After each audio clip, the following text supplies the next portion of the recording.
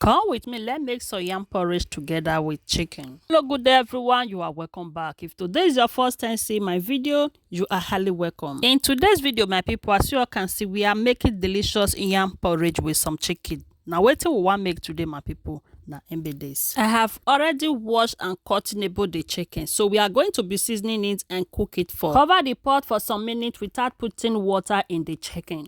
As the chicken is cooking one side, so let's go and blend our pepper will be needed on this recipe. We are going to be turning our chicken now and add some water.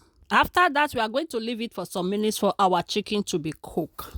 Have you ever been the face, been the object of someone's hate?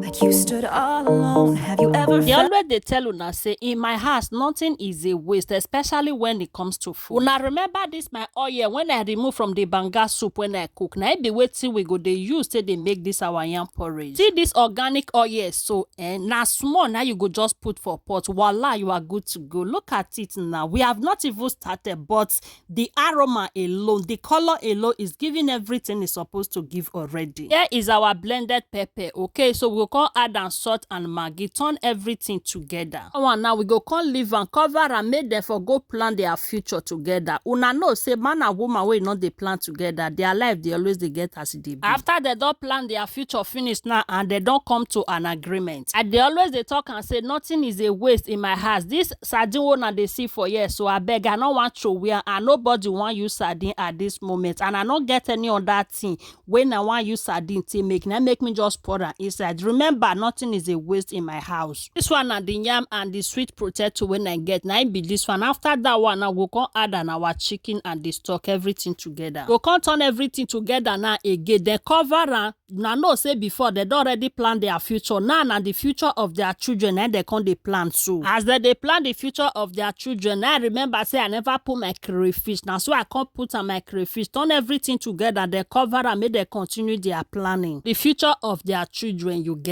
Why did they plan the future of their children? If you know, say you don't watch this video, reshare, you never like, you never follow, you never even share this video. Kilo day. What is going on? Oh yeah, now help a sister, help a mother. As you do, may God highly bless you. To my returning followers, I say may God bless you all as unate the support unagain. But look at the beauty, look at the color of this yam porridge. What do you guys think? From 1 to 10, how many are you giving me? The aroma alone that is coming out from my kitchen, it will make you ask for more. It will make you even hunger more. At this point now, my people, our yam porridge is ready, but we're not going to forget, so we never put our spinach. Oh yeah, now let's put our spinach and turn everything together. What are you still waiting for? Our yam porridge is ready. Oh yeah, now go and bring your plate and spoon and come and have a taste. Our food is ready. Thank you guys for watching and see you all in my next video. Una bye for now. Have you ever been the face, been the object of someone's hate?